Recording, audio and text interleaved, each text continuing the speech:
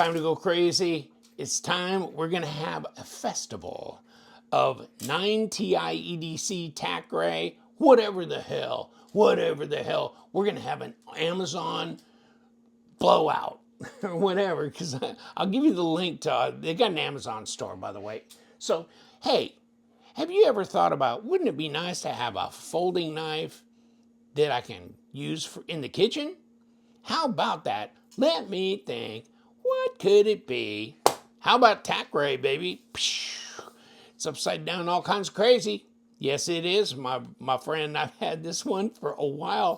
Damn, I've had it for a while. I've had it for months. I got it because I was just blowing and showing around in Amazon, what's interesting, because I'll go in there and I'll look at a lot of different knives that are just kind of off kilter out of the mainstay and whatever. Okay, so 9TI I've been direct messaging with him for years, okay, and then and I got some knives, years ago. I'll try and put a link to some of my early videos on 9TI yeah. But okay, let's start with the TacRay. But you want a button lock? What? VG10, crazy! It's insane, right? Amazon. Does it cost anything? Hell no! I think they're free. I think they're damn near free. Okay, hold on. Oh shit.